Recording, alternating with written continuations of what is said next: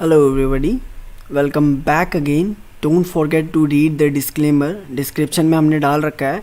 This training is only for education purpose. Don't misuse any information given in this training. Now let's start today's session with networking part. So the first thing is, what is internet? Internet है क्या actual में? It's an interconnection of multiple networks. आप जो अभी video देख रहे हो वो थाउजेंड्स ऑफ माइल का डिस्टेंस कवर करके गूगल के डेटा सेंटर से आ रहा है. Now the thing is how internet work. Internet use तो करते हैं पर चलता कैसे है, इसको ऐसे समझते हैं. ये डेटा सेंटर है और यहाँ पे आप हो. आपने यहाँ पे कोई वीडियो स्टोर कर रखी है. द थिंग इज़ आपकी और डेटा सेंटर के बीच में 1000 माइल्स का डिस्टेंस है. अब 1000 माइल का डिस्टेंस बहुत ज़्यादा होता है, ठीक है. तो सबसे शॉर्ट वे क्या पड़ेगा आपको डेटा को एक्सेस करने का? सैटेलाइट. अब सैटेलाइट के थ्रू एक्सेस कैसे होगा? डेटा सेंटर क्या करेगा? सैटेलाइट को सिग्नल भेजेगा, सिग्नल डेटा का भेजेगा और सैटेलाइट क्या करेगा? आपके डेटा को आप तक पहुंचाएगा. Got it. अब ये जो प्रोसेस हुआ इस तरीके से आपका सैटेलाइट के थ्रू डेटा ट्रांसफ़र हो रहा है. बट द थिंग इज़ यहाँ पे सैटेलाइट और आपके इक्वेटर के बीच में 22,000 माइल्स का डिस्टेंस होगा, जो कि बहुत ज़्यादा है, बहुत ही ज़्यादा है. और सैटेलाइट से जब आपके पास पहुँचेगा तो ये इसका डबल हो जाएगा, यानी कि 44,000 माइल्स.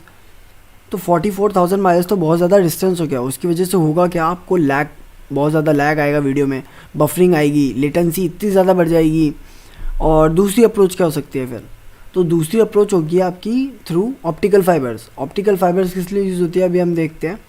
तो हम ऑप्टिकल फाइबर्स को यूज़ करते हैं क्योंकि इसमें डेटा ट्रांसफ़र बहुत ज़्यादा फास्ट होता है. एकदम लाइट की स्पीड से आपका डेटा ट्रैवल होता है. तो इसको यूज़ करने का यही रीज़न था कि इसमें बहुत ज़्यादा फास्ट डेटा ट्रांसफ़र होता है. और ये इंडिया में हो गया या फिर ऑल ओवर द वर्ल्ड हो गया, ये पानी के नीचे से जा रहा है या फिर अंडरग्राउंड होता है. तो इस तरीके से इसकी वायरिंग करी गई है. और अगर हम देखें कि पानी के नीचे से कैसे जाता है तो ये इस तरीके से दिखता है. इसके नीचे वायरिंग हो रखी होती है. तो अंडर वाटर हो गया, ओशंस के नीचे नीचे इस तरीके से वायरिंग होती है इनकी. मैंने आपको बताया था जो आपका डेटा है वो कहाँ पे स्टोर है? डेटा सेंटर के अंदर. तो फिर जो वीडियो है वो डेटा सेंटर के अंदर है, जहाँ पे कुछ सॉलिड स्टेट ड्राइव हैं, इनको हम SSD बोलते हैं. अब ये SSD होता क्या है? ये SSD आपके इंटरनल मेमोरी को एक्सेस करता है सर्वर के. और सर्वर की बात करें तो सर्वर क्या करता है? Server are just powerful computers जिनका काम अभी के लिए ये है कि वो आपको वीडियो प्रोवाइड करे और या फिर कोई दूसरी चीज़ प्रोवाइड करे जो भी आपने स्टोर कर रखा है वहाँ पे. आगे बढ़ने से पहले हम एक कंसेप्ट को समझ लेते हैं जो कि हमारा इंटरनेट प्रोटोकॉल. मतलब कि जो भी डिवाइसेस इंटरनेट से कनेक्टेड है वो एक आइडेंटिफाई होंगे कि एक यूनिक नंबर से, ठीक है. फॉर एग्जांपल अगर मैं तुम्हें एग्जांपल दूँ, मान के चलो ये आपका कंप्यूटर है और ये कंप्यूटर एक यूनिक नंबर से आइडेंटिफाई होता है. और ये यूनिक नंबर क्या है? 192.168.43.45.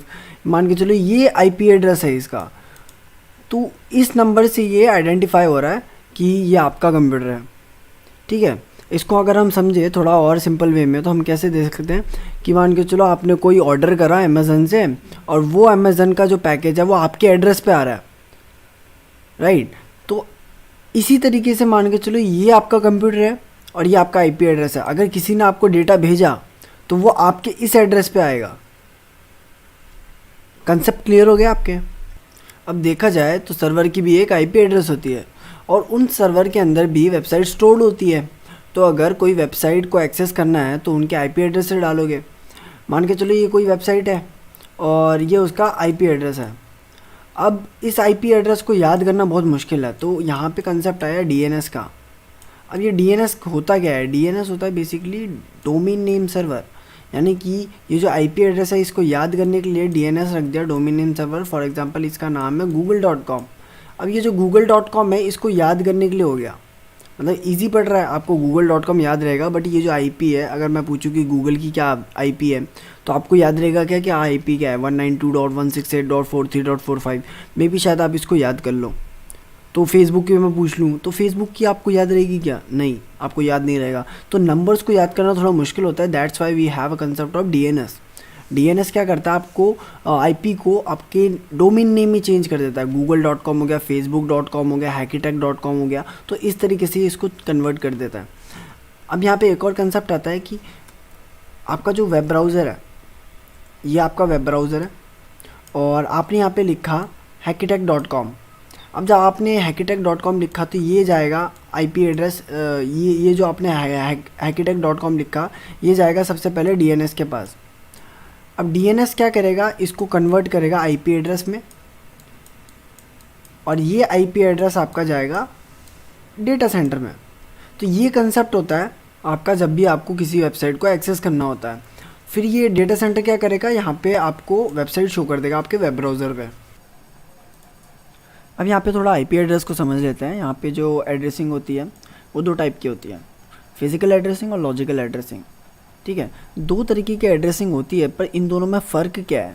फ़र्क ये है कि जो फिज़िकल एड्रेसिंग होती है, उसका एग्जांपल ले अगर हम फिज़िकल एड्रेसिंग का, तो आप अगर मेरा नाम लेते हो जयपुर एयरपोर्ट पे जाके कि मुझे संदीप सर से मिलना है, तो आपको कोई नहीं बता पाएगा कि मैं कहाँ मिलूँगा, क्योंकि यहाँ पे बहुत सारे संदीप नेम के होंगे जो यहाँ पे ऐसा काम करते हैं। बट अगर लॉजिकल एड्रेसिंग की बात करें तो लॉजिकल एड्रेसिंग का एक एग्जांपल लेते हैं कि अगर आपको 262/7 प्रताप लाइन में जाना है, जो कि नियर बाय WTP है जयपुर इंडिया, तो आप फिर ऑल ओवर द वर्ल्ड कहीं पे भी जाके पूछो कि ये एड्रेस कहाँ का है, तो आपको बता देंगे वो कि ये एड्रेस कहाँ का है। बट अगर आप फिज़िकल एड्रेस में जाते हो, फिज़िकल एड्रेसिंग में क्या होता है, आप किसी भी चीज़ की एंटिटी हो गई या फिर कोई लिमिटेड नेटवर्क के अंदर की बात कर रहे हो, या फिर आप कहीं पे होने पे ही पता लगेगा कि एड्रेसिंग कहाँ की है। और हम ले सकते हैं एग्जांपल इसका कि एड्रेसिंग के दम पे आपको पता नहीं लगा सकते कि एक्चुअल में ये जो एड्रेस है ये कहाँ का है, तो ये फिज़िकल एड्रेसिंग होती है। फिर आता है आपका लॉजिकल एड्रेसिंग। लॉजिकल एड्रेसिंग में क्या होता है, आपका IPv4 होता है और IPv6 होता है। इसके बारे में हम आगे थोड़ा कवर कर लेंगे, और उसके भी सब पार्ट्स आते हैं हमारे IPv4 के, पब्लिक IP और प्राइवेट IP। और फिज़िकल एड्रेसिंग का आता है मैक एड्रेस। अब IPv4 को समझ लेते हैं। IPv4 क्या होता है, बेसिकली 32 बिट का लॉजिकल एड्रेस होता है और इसके अंदर 4 ऑक्टेट्स होते हैं। अगर हम इसको देखें, फॉर एग्जांपल हम अगर IP दूँ 192.168.43.45, अगर मैं इसका ऑक्टेट निकालूँ तो ये किस तरीके से दिखेगा, वो इस तरीके से दिखेगा। ये बाइनरी फॉर्म में इस तरीके से दिखेगा। ठीक है, अब यहाँ पे क्या है, ये ऑक्टेट्स हैं, मतलब कि 1 2 3 4 5 6 7 8, तो ये एक ऑक्टेट होगा। फिर ऐसे करते करते यहाँ पे दूसरा हो गया, ये तीसरा हो गया और चौथा हो गया, तो ये 4 ऑक्टेट बनते हैं और इसी तरीके से इसको कन्वर्ट करा जाता है बाइनरी में। अब आगे बात करते हैं हम इसके आईपी एड्रेस की। तो आईपी एड्रेस क्या होता है, बेसिकली तुम्हारे दो तरीके से बनता है, दो चीज़ों को मिला के बनता है। एक होता है नेटवर्क आईडी और तुम्हारी होती है होस्ट आईडी। अब यहाँ पे नेटवर्क आईडी और होस्ट आईडी देखें तो ये आईपी जो है, ये वाली आईपी, ये आईपी आपकी क्लास सी की है। ठीक है, क्लास सी की आईपी है, तो मतलब कि नेटवर्क आईडी तो होगी इसकी 43 तक, 192.168.43.45। इसको थोड़ा आगे और समझते हैं, जस्ट अ सेकेंड।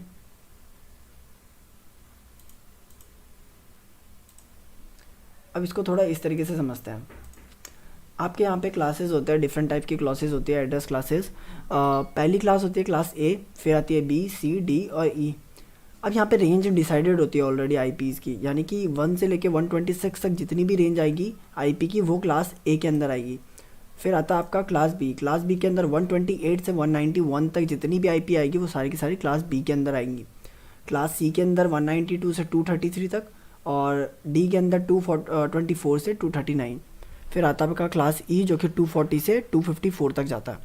अब बात आती है यहाँ पे कि यहाँ पे रिजर्व फॉर मल्टीकास्टिंग लिखा हुआ है, तो इसका मतलब क्या है, जो क्लास डी होती है आपकी मल्टीकास्टिंग के लिए रिजर्व रहती है, मतलब कि आप इसको यूज़ नहीं कर सकते। और क्लास ई के अंदर भी एक्सपेरिमेंटल पर्पज़ के लिए होता है। बेसिकली तुम्हारा अगर 255 पे अगर तुम आईपी को डाल देते हो, दैट मीन्स वो ब्रॉडकास्ट हो रहा है, सबके पास पहुँच रहा है।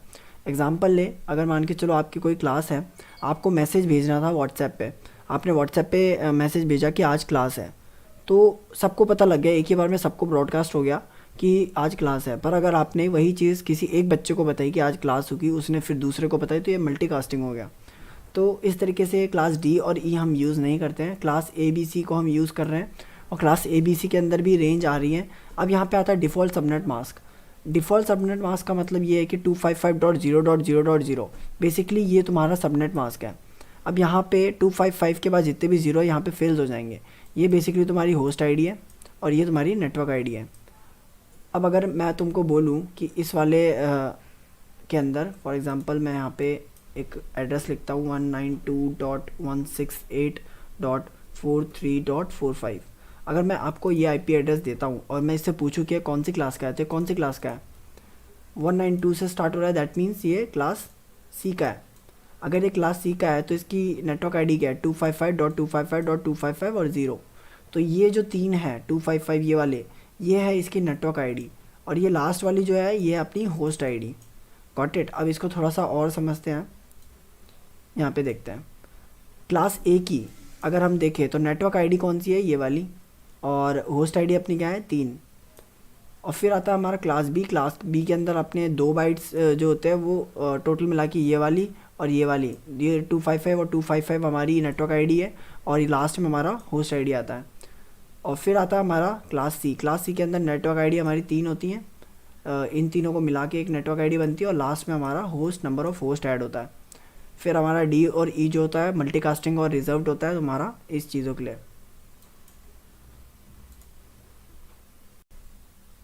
फिर आता है आपका loop back address. Loop back address क्या होता है, देखो क्लास ए को देखो अगर ध्यान से और क्लास बी को देखो, तो यहाँ पे कुछ ना कुछ मिसिंग है। मिसिंग क्या है, 1 से लेके 126 तक जा रहा है, और अगर क्लास बी की बात करें तो 128 से 191 तक जा रहा है, यानी कि यहाँ पे 127 तो मिसिंग है, राइट। तो 127 की जो आईपी होती है वो होती है हमारी लूप बैक एड्रेस। अब लूप बैक एड्रेस क्या होता है, हमारा एनआईसी वगैरह को टेस्ट करने के लिए यूज़ होता है। हमारे जो नेटवर्क इंटरफेस कार्ड्स होते हैं उनको टेस्ट करने के लिए यूज़ होता है हमारा लूप बैक एड्रेस। हम आपने देखा होगा कभी कभी हम क्या करते हैं, अपने ही लूप बैक एड्रेस को पिंग करते हैं। पिंग करने का मतलब है कि हम कनेक्शन देख रहे हैं कि अलाइव है कि नहीं, वहाँ से रिप्लाई आ रहा है कि नहीं, पैकेट्स का रिप्लाई आ रहा है कि नहीं, तो हम वो पिंग कमांड से देखते हैं। हमने यहाँ पे डाला पिंग और 127.0.0.1, that means it's a loop back address. अपने ही होम मशीन को हम पिंग कर रहे हैं, तो एनआईसी वगैरह को टेस्ट करने के लिए यूज़ होता है। तो ये एक स्पेशल आईपी होती है जो कि हम यूज़ करते हैं। फिर आता है आपका पब्लिक और प्राइवेट आईपीज़। अगर देखा जाए तो पब्लिक आईपीज़ क्या होता है, used over the public network, मतलब कि वैन हो गया, वाइड एरिया नेटवर्क बोलते हैं इसको, थोड़ा आगे जाके थोड़ा डिटेल में पढ़ लेंगे। प्राइवेट आईपीज़ क्या होती है, आपकी यूज़ होती है प्राइवेट नेटवर्क्स में, जैसे कि लैन, लोकल एरिया नेटवर्क।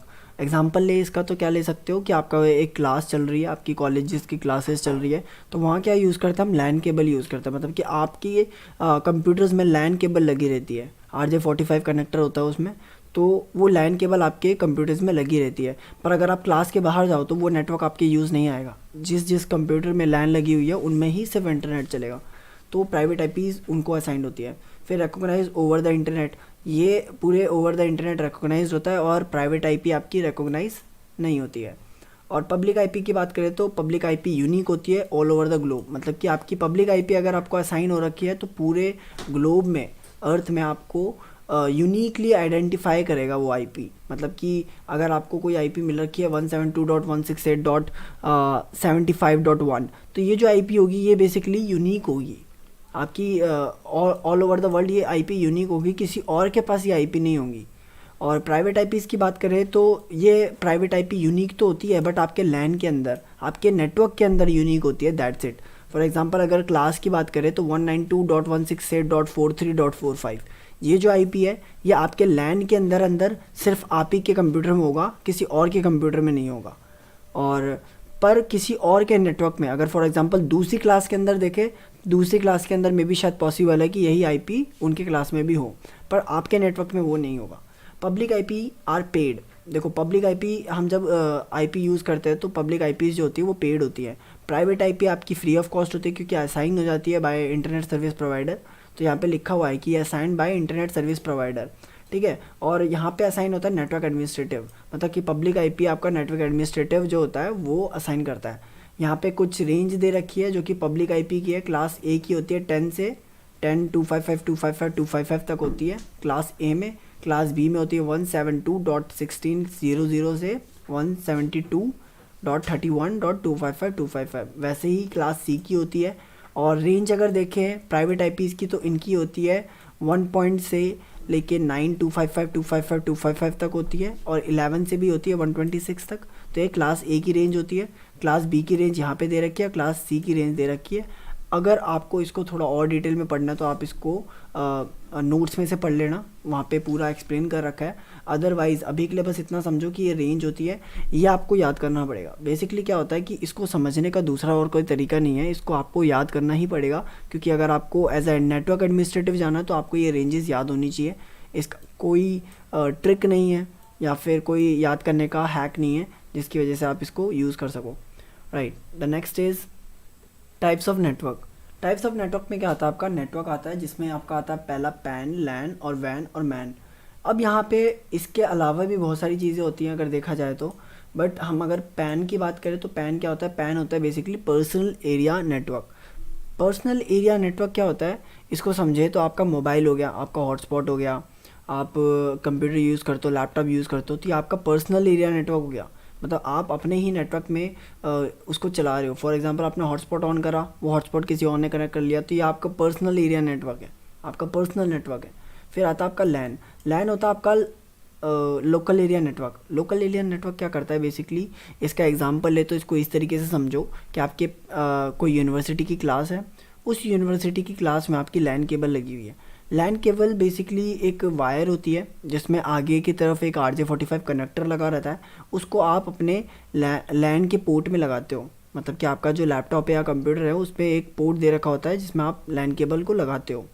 अब उसमें लगाने के बाद आपका एक लैन, एक लोकल एरिया क्रिएट हो जाता है। फॉर एग्जांपल क्लास है तो क्लास के अंदर कितने कंप्यूटर्स हैं, 30 कंप्यूटर्स हैं।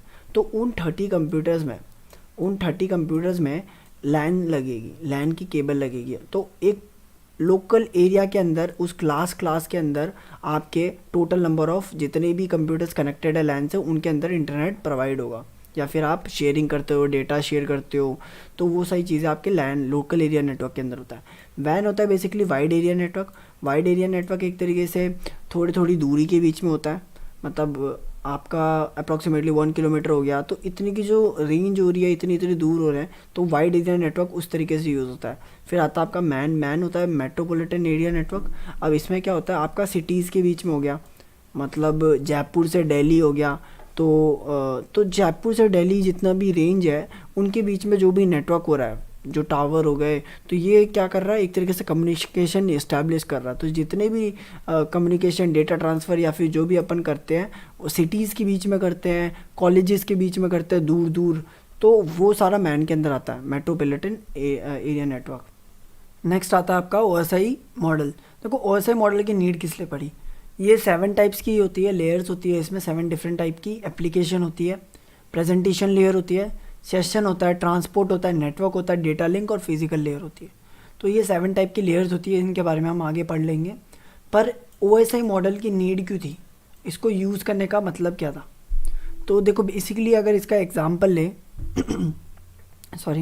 तो इसका एग्जांपल ले तो बहुत पहले की बात है, जब IBM एक कंपनी थी, तो IBM कंपनी को अगर through out the network communication करना था, मतलब कि अपने ही नेटवर्क के अंदर, अपने कंपनी के अंदर ही बात करनी थी, तो वो क्या करते थे, थ्रू लैन केबल, तो इनके थ्रू वो कम्युनिकेशन कर लेते, इस्टेब्लिश कर लेते थे, मतलब एक दूसरे को डेटा भेज सकते थे, ठीक है।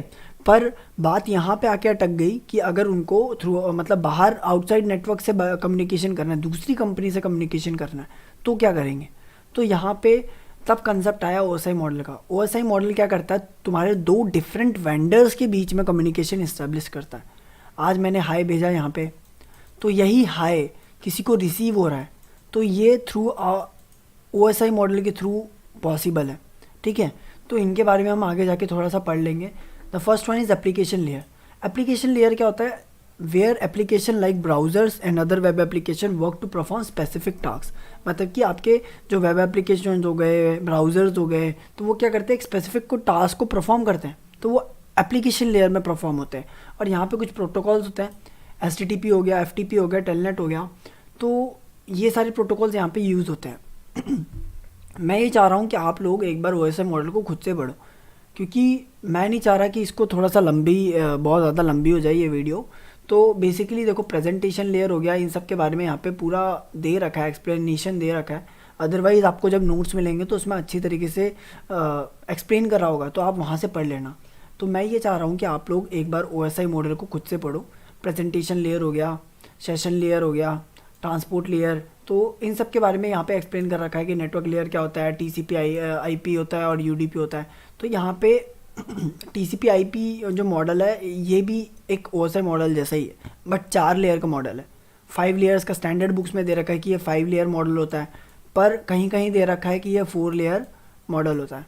तो इसका एक मिसकंसेप्शन भी है कि एक्चुअल में ये 4 लेयर का है कि 5 लेयर का है। तो बेसिकली ये 5 लेयर्स का होता है। स्टैंडर्ड बुक्स जितनी भी हैं उनमें दे रखा है कि ये 5 लेयर्स का होता है टीसीपी आईपी, और नॉर्मली अगर आप नेट पे सर्च करते हो तो ये 4 लेयर्स का भी होता है। तो इसके बारे में भी आप थोड़ा सा एक्सप्लोर कर सकते हो। और एक और आता है यहाँ पे दे नहीं रखा, डीओडी मॉडल।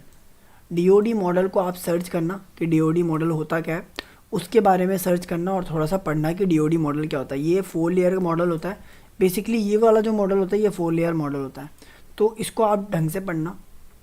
नेक्स्ट आता है data link layer. Data link layer को और फिजिकल लेयर को भी आप खुद से पढ़ना। आगे बढ़ने से पहले एक क्वेश्चन है, उसको हम थोड़ा देख लेते हैं।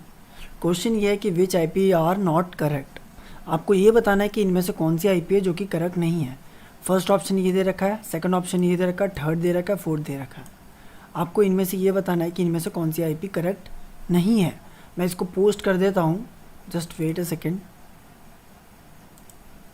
मैंने इसको लिंक्डइन पे पोस्ट कर रहा हूँ। आपको इनमें से बताना है कि इन लिस्ट में से आईपी कौन सी है जो करेक्ट नहीं है। तो ऑप्शंस दे रखे A B are not correct. आपको सेकंड ऑप्शन दे रखा है A B C are not correct. Third option दे रखा है B C and D are not correct.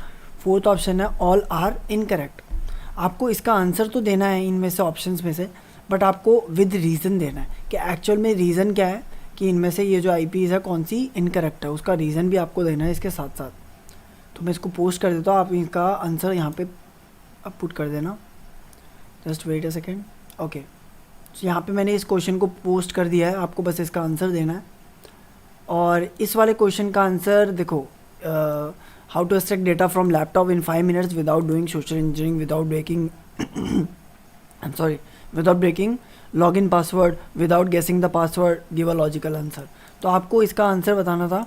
तो बहुत सारे लोगों ने इसका आंसर सही भी दिया है। मैंने अप्रॉक्सीमेटली सारे सबके कमेंट्स पढ़े हैं, तो उनमें से 1 2 3 लोग थे जिनके आंसर्स करेक्ट थे। अदरवाइज़ बाकी लोग ने ट्राई अच्छा करा था। मैं इसका आंसर पोस्ट कर दूंगा एंड इसको हम फर्दर डिस्कस कर लेंगे। फर्स्ट ऑफ ऑल आपको अभी के लिए तो ये करना है कि इस वाले क्वेश्चन का आंसर करना है आपको। तो यहाँ पे आप इसका कमेंट पे आंसर कर सकते हो। नेक्स्ट पे क्या है, बेसिकली आपका प्रोटोकॉल्स आ रहा है यहाँ पे। 5 डिफरेंट टाइप के प्रोटोकॉल्स हमने यहाँ पे लिखे हुए हैं, HTTP 1.1, HTTP 2, HTTP 3 और HTTPS और HSTS। तो बेसिकली हम यहाँ पे अभी के टाइम पे HTTP 1.1 और HTTPS के बारे में पढ़ेंगे। बाकी HTTP 2, 3 और HSTS हम यूज़ केसेस में पढ़ेंगे, जब हम आगे यूज़ करेंगे इनको उस टाइम पे इसको पैरेलली पढ़ लेंगे। Now let me show you, just wait second guys. या देखो होता क्या है, HTTP की फुल फॉर्म ये है basically hyper text transfer protocol. इसके नाम से ही पता चल रहा है कि यह ट्रांसफ़र करने के लिए प्रोटोकॉल बनाया गया है। जनरली क्या होता है, जब भी आप वेब ब्राउज़र की बात करते हो, जैसे कि www.com www.hackitech.com डाल दिया आपने, तो वहाँ पे क्या होता है, जब भी आप एंटर दबाते हो तो HTTP या फिर HTTPS अपने आप आ जाता है। तो इसके पीछे का रीज़न क्या है, आप इसको लिखोगे भी नहीं तो भी ये अपने आप आ जाएगा, क्योंकि वेब ब्राउज़र सर्वर को रिक्वेस्ट भेजता है आउटपुट के लिए, राइट। सो बेसिकली इसका वर्क क्या होता है, इसका वर्क ये होता है कि वेब ब्राउज़र को सर्वर से कनेक्ट करना ताकि वो एक्सचेंज कर सके इंफॉर्मेशन को। किसी भी टाइप की इंफॉर्मेशन हो सकती है, वीडियो फाइल हो गई, ऑडियो फाइल हो गई, एनीथिंग, मतलब इमेजेस हो गया, तो कुछ भी शेयर कर सकते हो आप इस प्रोटोकॉल के थ्रू। अब इसके 3 कंपोनेंट्स होते हैं, वैसे देखा जाए तो 3 होते हैं, and the first one is HTTP based system को कंपोनेंट्स क्या क्या हो जाएंगे। तो पहला कंपोनेंट आएगा अपना क्लाइंट। तो क्लाइंट क्या करता है, आपका वेब ब्राउज़र हो गया, क्रोम, फायरफॉक्स, इन सबको आप अपना क्लाइंट मान सकते हो। सेकंड है आपका सर्वर। अगर वेब ब्राउज़र ने कोई रिक्वेस्ट भेजी है तो ऑब्वियसली बात है कि कोई ना कोई तो उसको रिसीव करेगा, तो सर्वर उसको रिसीव करता है उस टाइम पे। जैसे कि फेसबुक का सर्वर हो गया, गूगल का सर्वर हो गया, तो वहाँ से डेटा ट्रांसफ़र होता है। नाउ इन दोनों के सर्वर के बीच में जितनी भी चीज़ें आती है, जैसे कि लेट मी शो यू, देखो इनके बीच में जितनी भी चीज़ें आ रही हैं, जैसे कि राउटर्स हो गया, स्विचेस हो गया, गेटवे हो गया, तो उनको हमने कलेक्टिवली एक नाम दे दिया जो कि प्रॉक्सी है। मतलब कि इनके बीच में, मतलब क्लाइंट और सर्वर के बीच में अगर कोई सी भी चीज़ आ रही है बीच में, तो उनको हमने कलेक्टिवली प्रॉक्सी का नाम दे दिया। एग्जाम्पल के तौर पे आप राउटर्स, स्विचेस, गेटवे, इन सबको रख सकते हो। अब इनके डिफरेंस पे आते हैं। बेसिकली इनके डिफरेंस में क्या क्या आता है आपका, stands for S hyper text transfer protocol, ये इसके लिए स्टैंड करता है। और stands for hyper text transfer protocol secure, ये जो लास्ट में एस आ रहा है बेसिकली सिक्योर के लिए होता है, एसएसएल होता है, आगे नीचे आ रहा है उसको बताएंगे हम। फिर लेस सिक्योर होता है, बेसिकली इसमें कोई सिक्योरिटी नहीं होती है, और ये मोर सिक्योर होता है। Work in the application layer of the OSI model, हमने जो OSI मॉडल की बात करी थी, तो एप्लीकेशन लेयर पे HTTP काम करता है और यह ट्रांसपोर्ट लेयर पे काम करता है OSI के। और इसके पास कोई सर्टिफिकेट नहीं होता है, और इसके पास SSL सर्टिफिकेट होता है। देखो SSL सर्टिफिकेट क्या होता है, सिक्योर सॉकेट लेयर होता है। अब ये क्या करता है, आपको सिक्योरिटी प्रोवाइड करता है। यहाँ पे जो S स्टैंड्स कर रहा है, ये इसी की वजह से है, सर्टिफिकेट की वजह से। So there is no encryption और डिक्रिप्शन, और यहाँ पे इंक्रिप्शन और डिक्रिप्शन दोनों होता है। और helps to transfer text, audio, video, images through web pages, तो ये इन सब को ट्रांसफ़र करने के लिए यूज़ होता है। और ये हेल्प करता है ट्रांसफ़र करने के लिए डेटा को सिक्योरली ओवर द नेटवर्क, मतलब आपके नेटवर्क में सिक्योरली ये डेटा ट्रांसफ़र कर देगा। इसके बाद देख लेते हैं हम कि एक्चुअल में हम जब डाउनलोड करते हैं वर्चुअल बॉक्स वगैरह, तो वो किस तरीके से यूज़ होता है। तो देखो, वर्चुअल बॉक्स हम इसलिए डाउनलोड कर रहे हैं ओरेकल का, क्योंकि ये एक तरीके से तुम्हारा वर्चुअलाइजेशन क्रिएट कर देता है तुम्हारे डिस्क के अंदर। तुम्हारे जो कंप्यूटर सिस्टम है, वर्चुअलाइजेशन का मतलब क्या होता है पहले इससे समझो।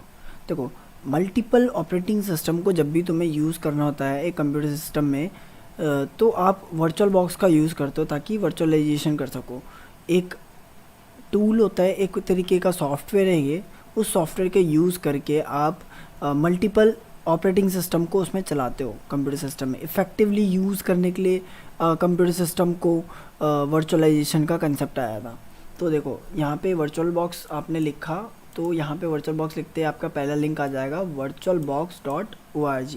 आपको इस वाले लिंक पे जाना है। इस पे जाने के बाद आपका कुछ पेज इस तरीके से दिखेगा। अब देखो, यहाँ पे हम वर्चुअल बॉक्स भी यूज़ कर सकते हैं, जिसको VMware करना है तो VMware भी कर सकता है। वो VMware का भी एक वेबसाइट है vmware.com, तो यहाँ पे जाओगे तो यहाँ से भी आप डाउनलोड कर सकते हो। तो देखो, दोनों का काम सेम ही है, दोनों के दोनों वर्चुअलाइजेशन करते हैं, दोनों के दोनों आपको एक वर्चुअल इन्वायरमेंट बना के दे देगा। तो आपको जो प्रीफर लगता है, आपको जो अच्छा लगता है, आप उसको प्रीफर करो और डाउनलोड कर लो। तो मैं यहाँ पे प्रीफर कर रहा हूँ अभी वर्चुअल बॉक्स को। आप कोई सा भी यूज़ कर सकते हो। यहाँ पे ऑप्शन दे रखा है डाउनलोड्स का, तो यहाँ पे डाउनलोड्स पे जाना। डाउनलोड्स पे जाने के बाद यहाँ पे आपको बहुत सारे ऑप्शंस दे देगा कि आपको किसके लिए डाउनलोड करना है। तो वर्चुअल बॉक्स का जो प्लेटफॉर्म हम पैकेज यूज़ करेंगे वो होगा विंडोज़ का, क्योंकि हम अभी विंडोज़ ऑपरेटिंग सिस्टम यूज़ कर रहे हैं। तो विंडोज़ के ऑपरेटिंग सिस्टम में अपन विंडोज़ का जो पैकेज है वो डाउनलोड करेंगे। तो इस पर क्लिक करते ही ये डाउनलोड पे लग जाएगा। जस्ट यहाँ पे मैंने इसको ऑलरेडी डाउनलोड कर रखा है, तो मैं इसको पॉज करके कैंसिल कर देता हूँ। एंड इसके जस्ट बाद एक और चीज़ आपको डाउनलोड करनी है, वो है इसका एक्सटेंशन पैक। देखो, एक्सटेंशन पैक यूज़ होता है ताकि आपका थोड़ा सपोर्ट कर सके USB 2.0 3.0 डिवाइसेस को, तो ये थोड़ा स्टेबल कर देता है इसको थोड़ा। तो आप एक्सटेंशन पैक भी डाउनलोड कर लेना यहाँ पे क्लिक करके। नाउ उसके बाद आपका सीन आता है कि वर्चुअल बॉक्स दिखता कैसे। तो आपका वर्चुअल बॉक्स इस तरीके का दिखेगा। नाउ आपको यहाँ पे इंस्टॉल करनी पड़ेगी, काली लिनक्स को डालना पड़ेगा। तो आपका वर्चुअल बॉक्स कुछ इस तरीके से दिखेगा। आपके ये दो पार्ट नहीं दिखेंगे क्योंकि आपने ये क्रिएट नहीं करा होगा उस टाइम। तो आपको वर्चुअल बॉक्स इस तरीके का दिखेगा। आपको न्यू पे जाना है। न्यू पे जाने के बाद यहाँ पे आपको नेम लिखना है कोई सा भी आपका, आप क्या किस चीज़ को डाउनलोड लिख रहे हो। तो काली लिनक्स लिख सकते हो यहाँ पे, क्योंकि आप काली लिनक्स चला रहे हो। और यहाँ पे लिनक्स डाल देना, और यहाँ पे डाल देना Debian 64। जिनका ऑपरेटिंग सिस्टम 10 विंडोज़ 10 है, और जिनके पास HP का लैपटॉप है और डेल का लैपटॉप है, तो उनमें प्रॉब्लम ये आती है कि बेसिकली 64 बिट दिखाता नहीं है, 32 बिट ही दिखाता है। तो 64 बिट अगर आपको चाहिए तो आपको वर्चुअलाइजेशन ऑन करना पड़ेगा। और आप ऑन कैसे कर सकते हो इसको, आप क्या करना, अपने सिस्टम को रीबूट करना। रीबूट करते टाइम जैसे ही आप खोलोगे, रीबूट करोगे F10 या फिर F12 से उसका बूट मेन्यू खुल जाता है। तो बूट मेन्यू में जाना, वहाँ पे वर्चुअलाइजेशन का एक ऑप्शन आएगा, उसको अनेबल कर देना। जैसे ही आप उसको अनेबल कर दोगे तो आपका ये 64 बिट यहाँ पे शो करने लग जाएगा। फिर उसके बाद आपको कुछ नहीं करना है, यहाँ पे नेक्स्ट पे क्लिक कर देना। आपको कितनी रैम अलॉट करनी है, तो मेरी तो यहाँ पे 16 GB रैम है, तो आप उसके हिसाब से अपनी रैम डिसाइड करके इसको दे देना। फॉर एग्ज़ाम्पल आपने 4 GB दे दी या फिर 3 GB दे दी, तो उसके हिसाब से आपको यहाँ पे रैम प्रोवाइड करनी है। फॉर एग्ज़ाम्पल मैं यहाँ पे 2 GB दे देता हूँ, मैंने कर दिया नेक्स्ट। फिर ये पूछ रहा है कि आपको वर्चुअल हार्ड डिस्क क्रिएट करनी है या फिर एग्जिस्टिंग फाइल यूज़ करनी है। देखो VDI फाइल अगर आप यूज़ करते हो तो VDI होता है बेसिकली वर्चुअल डिस्क इमेज, जो कि आपकी ऑलरेडी बनी बनाई होती है, आप बस उसको इंपोर्ट कर रहे हो, आपको इंस्टॉल नहीं करना पड़ेगा उसको, आप जस्ट उसको यूज़ करना और आप डायरेक्टली उसको चला सकते हो। बट हम यहाँ पे अभी क्रिएट कर रहे हैं वर्चुअल मशीन, तो हम यहाँ पे क्रिएट पे क्लिक कर देंगे। फिर ये बोलेगा आपको क्या बनाना है, तो हम क्या कर रहे हैं, यहाँ पे वर्चुअल बॉक्स इमेज बना रहे हैं, तो हमने इस पर क्लिक कर दिया, नेक्स्ट कर दिया। डायनेमिक लोकेशन देंगे हम इसको, फिक्स नहीं देंगे, और नेक्स्ट कर दिया। फिर आप अब ये बोल रहा है कि आपको कौन सी लोकेशन पे डालना है। देखो लोकेशन आपको सेट करनी पड़ेगी, अदरवाइज़ इसके जो बाय डिफ़ॉल्ट लोकेशन है वहीं पे रहने दो। linux.vdi के नाम से फ़ाइल बन जाएगी, उसके अंदर आपका सारा डेटा जो भी है वो स्टोर हो जाएगा। तो उससे पहले ये बोल रहा है कि मिनिमम इसको कितनी स्पेस देना चाहते हो। तो देखो मेरे हिसाब से तो इसको 20 GB अप्रॉक्स देना ही चाहिए, तो 20 GB आप दे देना और कर देना इसको क्रिएट। अब क्रिएट करने के बाद आपका यहाँ पे इस तरीके से काली लिनक्स का शो करने लग जाएगा। अब बात ये आती है इन सबको करने के बाद इसकी सेटिंग्स में जाके जो सेटिंग्स करी थी, फॉर एग्जांपल आपने नेम डाला था काली लिनक्स, यहाँ पे चेंज भी कर सकते हो, आपकी मर्ज़ी है। एडवांस में देख लो कुछ है क्या, नहीं है। नाउ सेट सिस्टम में जाना, सिस्टम में जाने के बाद बेस मेमोरी अगर बढ़ानी है आपको, बाय चांस आपको रैम थोड़ी और बढ़ानी है तो यहाँ से बढ़ा सकते हो आप, क्योंकि मोस्टली क्या होता है कि कभी कभी सिस्टम हैंग होने लग जाता है, तो उसकी वजह से आपको प्रॉब्लम आ सकती है। तो आप यहाँ पे रैम भी बढ़ा सकते हो। प्रोसेसर आप कितना देना चाहते हो, मैं यहाँ पे मेरे पास टोटल 8 CPUs हैं, तो मैं इसको 3 दे देता हूँ। नाउ डिस्प्ले में जाके अगर वीडियो मेमोरी बढ़ानी है तो वीडियो मेमोरी बढ़ा दो, और स्टोरेज में जाओ। स्टोरेज में जाने के बाद यहाँ पे जो एम्प्टी स्पेस दिखा रहा है, देखो आपकी VDI तो बन गई है, ठीक है, पर यहाँ पे जो एम्प्टी स्पेस दिखा रहा है, ये एम्प्टी स्पेस में आपको यहाँ पे जाके ISO को चूज़ करना पड़ेगा। ISO क्या होता है, देखो ISO आपकी एक फ़ाइल होती है जो कि इमेज फाइल है आपकी। काली लिनक्स की ISO डाउनलोड करनी पड़ेगी आपको, तो kalilinux.org में जाना। आप यहाँ पे आए, अब यहाँ पे आने के बाद देखो आपका सिंपल सबसे फर्स्ट काम ये होगा कि आपको डाउनलोड्स में जाना है, काली लिनक्स पे क्लिक कर देना। यहाँ पे आपको बहुत सारे ऑप्शंस दे रखे हैं, फॉर एग्जांपल यहाँ पे काली लिनक्स 64 बिट इंस्टॉलर दे रखा है, आप यहाँ से डाउनलोड कर सकते हो, और लाइव भी दे रखी है, नेट इंस्टॉलर भी दे रखा है, तो आपको यहाँ पे इनमें से डाउनलोड करना है। तो आप क्या करना, काली लिनक्स ARM 64 इंस्टॉलर हो गया, एंड लेट मी सी, आप क्या करना, आप काली लिनक्स 64 बिट इंस्टॉलर को डाउनलोड कर लेना। अब जैसे ही आप इसको इंस्टॉल करोगे, फॉर एग्जांपल आपने इस पर क्लिक करा तो ये डाउनलोड स्टार्ट हो जाएगा। इसकी एक इमेज फाइल आपके सिस्टम में आ जाएगी, आपको उस इमेज फाइल को यहाँ पे इंपोर्ट करना है। फॉर एग्जांपल अगर मैं देखूँ, इस पर क्लिक करता हूँ, चूज़ अ, मेरे यहाँ पे उबंटू की फ़ाइल दिखा रही है, बेसिकली मैंने अभी डाउनलोड नहीं कर रखा, लेट मी सी। अगर आप इस पर क्लिक करोगे तो ये इस तरीके से डाउनलोड होने स्टार्ट हो जाएगा। आपको यहाँ पे 4 GB दिखा रहा है, तो 4 GB अप्रॉक्सीमेटली पड़ेगा, तो मैं इसको कैंसिल कर देता हूँ, मे बी शायद मेरे पास हो, लेट मी सी।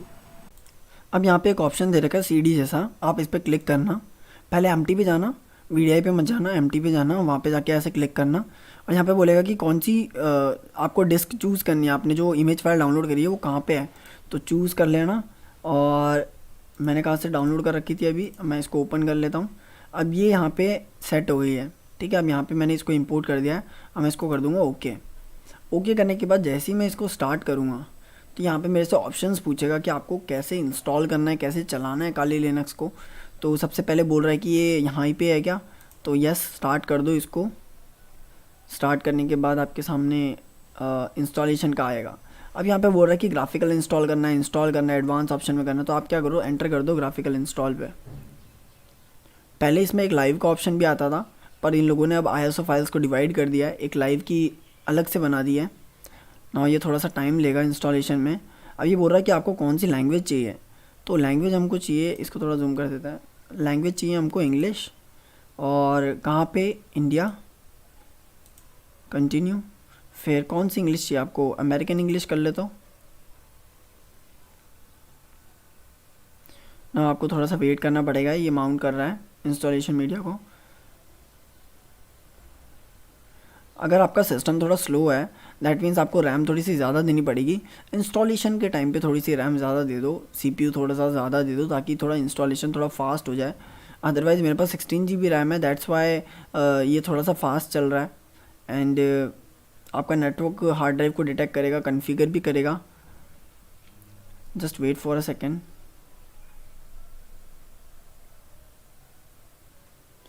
इसके अलावा भी दो और तरीके हैं, इसमें आपको इंस्टॉलेशन नहीं करना पड़ेगा। इसके जस्ट बाद अपन वो देख लेंगे आपको होस्ट नेम का नाम क्या रखना है, मतलब आपकी जो मशीन है उसका नाम क्या रखना चाहते हो। तो मैं रख देता हूँ इसको SAM1 और कंटिन्यू। फिर ये बोल रहा आपको कोई डोमेन नेम जानना है क्या नेटवर्क में, तो मैं कंटिन्यू कर देता हूँ, मेरे को कोई डोमेन नेम नहीं चाहिए। And full name for the new user, अगर आपको न्यू यूज़र बनाना है तो आप यहाँ पे डाल सकते हो। फॉर एग्जांपल मैंने डाल दिया यूज़र सैम। तो अब क्या करेगा, ये आपको ऑलरेडी यूज़र बना के दे देगा, आपको अंदर जाके बनाने की ज़रूरत नहीं पड़ेगी। User name for the user account is user, continue. अब ये बोल रहा है कि न्यू यूज़र के लिए पासवर्ड क्या है, तो अपने हिसाब से इधर पे पासवर्ड डाल दो। मैंने यहाँ पे पासवर्ड डाल दिया है एंड कंटिन्यू। मैंने यहाँ पे एक छोटा सा पासवर्ड डाला है बिकॉज़ मेरा थोड़ा फास्टली ओपन हो जाए इसलिए, अदरवाइज़ आप अपने हिसाब से पासवर्ड डाल सकते हो इसमें। फिर ये बोल रहा है कि आपको एंटायर डिस्क यूज़ करनी है क्या पार्टीशन के लिए, तो येस आपको एंटायर डिस्क यूज़ करनी है, कंटिन्यू कर दो। ऑल फाइल पार्टीशन 1 पार्टीशन में करना है आपको, तो येस आपको करना है। फिर ये बोलेगा कि फ़िनिश कर दो पार्टीशन को, तो आप फिनिश कर देना। अब यहाँ पे बोल रहा है कि पार्टीशन डिस्क, या आपको बोल रहा है कि पार्टीशन डिस्क है, आपको चेंज करना है क्या, तो नो आपने कर दिया तो ऑलरेडी ज़रूरत नहीं है, कंटिन्यू कर दो। आई गेस ये वापस बोल रहा है, तो चेंज कर दो पार्टीशन डिस्क को, यस। इंस्टॉल बेस सिस्टम बोलेगा ना, थोड़ा सा वेट कर लेते हैं, इंस्टॉलेशन हो रहा है।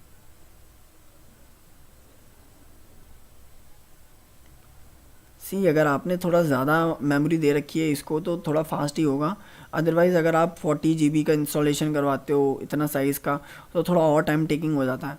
अदरवाइज़ ये उतना ज़्यादा टाइम भी नहीं लेता है, पर अगर आपकी रैम कम है तो मे बी शायद आपका थोड़ा टाइम लग जाए। So let's wait for installation process.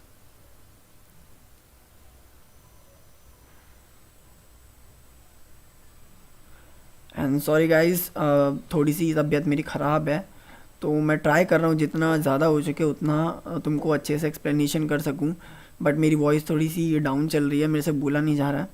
सो मैं ट्राई कर रहा हूँ कि आपको जितना ज़्यादा हो सके उतना कवर कर सकूँ, अदरवाइज़ हम आगे जाके इसको कवर करेंगे वापस से जितनी भी चीज़ें आ रही है। बट इंस्टॉलेशन पार्ट आप जितना भी मैं करा रहा हूँ यहाँ से कर लेना, अदरवाइज़ आपको जो नोट्स मिलेंगे उसमें से पढ़ो, क्योंकि नोट्स वगैरह में आपको डिटेल में दे रखा, आपको उसको उस बस फॉलो करना है और पढ़ना है कि एक्चुअल में उसके पीछे का रीज़न क्या है कि आप इंस्टॉलेशन कर रहे हो। मैं यहाँ पे आपको सिर्फ इंस्टॉलेशन प्रोसेस दिखा रहा हूँ कैसे करते हैं install. So just wait for a second, यहाँ बस होने ही वाला है।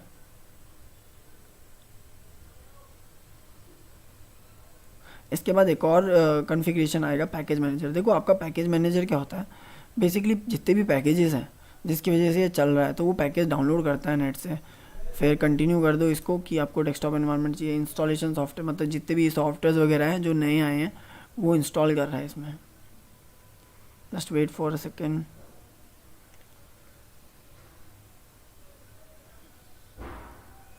आई गेस आपको समझ आ गया होगा कि इंस्टॉल कैसे होगा, अदरवाइज़ अगर ये ज़्यादा टाइम टेकिंग हो रहा है तो हम इसको स्किप भी कर सकते हैं, कोई इशू नहीं है।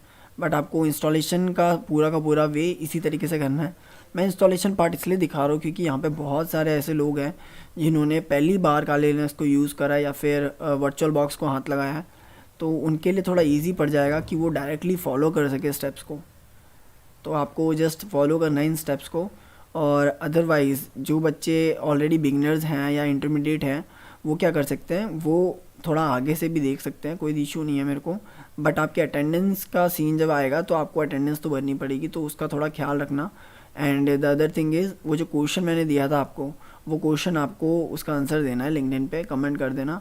और एल्स मैं अपने इंस्टाग्राम अकाउंट पे भी स्टोरी डाल दूँगा, तो वहाँ से भी आप आंसर दे सकते हो।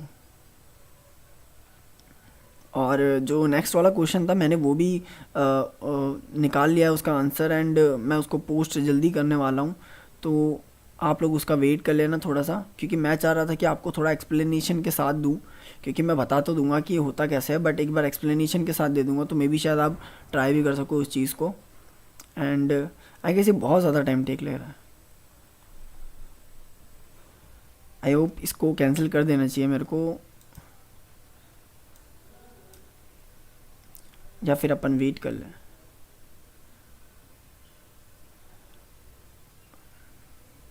सही गाइस, इसके बाद सिर्फ एक और स्टेप आएगा, वो बोलेगा ग्रब बूट मैनेजर। तो आपको क्या करना है, उसको नेक्स्ट कर देना है। जस्ट लास्ट पार्ट है इसके बाद का, कि आपको नेक्स्ट करना है।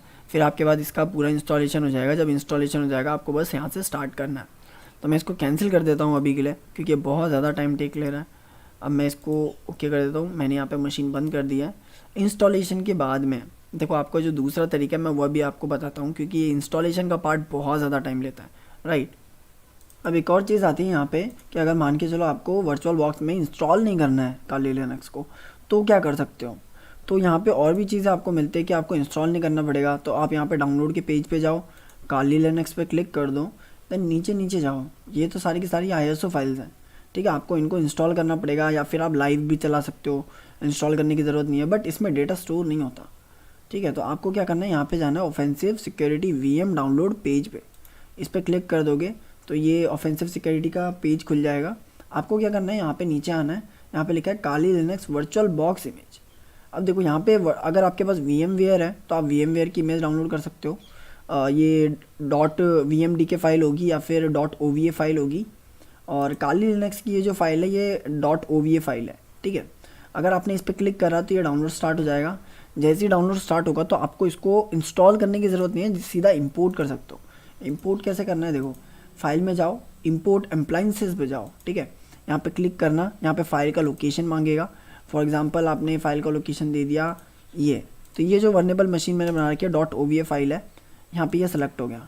अब मैं क्या करूँगा, इस पर नेक्स्ट कर दूंगा। अब ये क्या बोल रहा है मेरे को कि ये स्पेसिफिकेशन है ऑलरेडी इंस्टॉल्ड है, मतलब ये ऑलरेडी इंस्टॉल, आपने बस इसको इंपोर्ट कर लिया। किसी ने पहले से बना के रखी थी, उसकी एक .ova फाइल थी और आपने बस उसको यहाँ पे इंपोर्ट कर लिया। अब यहाँ पे आप क्लिक करोगे इंपोर्ट में, इंपोर्ट पे क्लिक करते ही ये इंपोर्ट करना स्टार्ट कर देगा। इस तरीके से इंपोर्ट होगा, फिर उसके बाद ये अपने आप कंप्लीट हो जाएगा। फ़िलहाल के लिए हम इसको इंपोर्ट कर लेने देते हैं। अब ये जैसे कि यहाँ पे इंपोर्ट हो गया। अब आपको यहाँ पे ना इसको इंस्टॉल करने की ज़रूरत नहीं है, उबंटू की मशीन थी ये, तो इसने अपने आप ही डिटेक्ट कर लिया सब कुछ कि कौन सा वर्जन है, कौन सा लिनक्स यूज़ कर रहा है। तो इसने क्या करा है, यहाँ पे इंस्टॉल कर लिया अपने आप को। और हम यहाँ पे जैसे ही स्टार्ट पे क्लिक करेंगे तो ये अपने आप ही इंस्टॉल्ड आएगी, पहले से हमें इंस्टॉल करने की ज़रूरत नहीं है, ठीक है। एक बार मैं इसको कैंसिल कर देता हूँ। यस, पावर ऑफ मशीन कर दिया मैंने इसको। नाउ इसको रिमूव कर देता हूँ क्योंकि मेरे पास थोड़ी स्टोरेज कम है। नाउ देखो, अब एक और चीज़ होती है कि अभी आपने इंस्टॉल करा, आपने इंपोर्ट करना भी देख लिया। एक और तरीका होता है इसको इंस्टॉल करने का। यहाँ पे आप नाम डाल दो जो भी है। फॉर एग्जांपल मैं यहाँ पे डाल देता हूँ सैम, और लोकेशन आपको चेंज करना है तो आप चेंज कर सकते हो। लिनक्स आपका टाइप है, और यहाँ पे Debian 64 वर्जन। अब नेक्स्ट करके आपको रैम देनी है, वापस आप अपने हिसाब से रैम दे दो। मैं 2 GB दे रहा हूँ, नेक्स्ट कर दिया। अब यहाँ पे लिखा हुआ है कि use existing virtual hard disk. अब ये क्या होता है, ये .vdi फाइल होती है। हम जब इस वाली काली लिनक्स को इंस्टॉल करते हैं तो हमने जो इंस्टॉल करा तो एक उसकी लोकेशन पे एक VDI फाइल बनी है। अगर आपके पास वो है तो आपका डेटा कहीं नहीं जाएगा, आप वापस से उसको इंपोर्ट कर दो, आपका अपने आप काली लिनक्स इंपोर्ट हो जाएगा। तो आपको क्या करना है, इस पर क्लिक करना है और यहाँ से सेलेक्ट कर लेना जो भी फाइल है आपकी, और फिर उसके बाद क्रिएट कर देना है। जैसे ही आप क्रिएट पे क्लिक करोगे अपने आप ऐड हो जाएगी। जस्ट वेस्ट ए सेकेंड, ऐड हो गया होगा अभी तक, या सैम के नाम से यहाँ पे ऐड हो गया। अब आपको कुछ नहीं करना। अगर आपको स्पेसिफिकेशन में थोड़ी सी चेंजेस करनी है, फॉर एग्जांपल मदरबोर्ड में ये बेस मेमोरी बढ़ानी है, मतलब कि रैम और प्रोसेसर ज़्यादा देने हैं तो आप दे सकते हो। डिस्प्ले वगैरह और स्टोरेज में आपको यहाँ पे ऐड करने की ज़रूरत नहीं है क्योंकि ऑलरेडी ये VDI चल जाएगी। इसको ओके कर दो ना, इसको जस्ट आपको स्टार्ट करना है। जैसे आप स्टार्ट करोगे तो ये मशीन वापस से काली लिनक्स की तरह ही चल जाएगी, आपको इंस्टॉल करने की ज़रूरत नहीं है जैसे कि हमने स्टार्टिंग में करा था। इंस्टॉलेशन प्रोसेस के बाद आपका यहाँ पे काली लिनक्स अपलोड हो चुका है। इंस्टॉल कर दिया आपने, या फिर VDI से कर दिया, OVA फाइल से कर दिया, या फिर डायरेक्ट इंस्टॉलेशन कर दिया, जैसे भी आपको अच्छा लग रहा है उस तरीके से आपने इंस्टॉल कर दिया। देन इस पर स्टार्ट पे क्लिक कर देना। अब आपको जस्ट वेट करना है कि वो मशीन स्टार्ट हो जाए जो आपने इंस्टॉल करी है। So machine starting, just wait for a second. अब यहाँ पे लोड हो रहा है एंड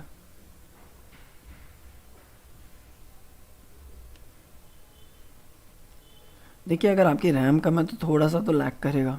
तो सिस्टम कॉन्फ़िगरेशन की बात करें तो 4 GB इज़ इनफ, बस थोड़ा सा लैग करेगा वरना कोई दिक्कत नहीं है। अगर किसी के पास 2 GB 1 GB है तो ट्राई करना कि डुअल बूट कर लो या फिर लाइव चला लो, पर डेटा स्टोर नहीं होगा उसका।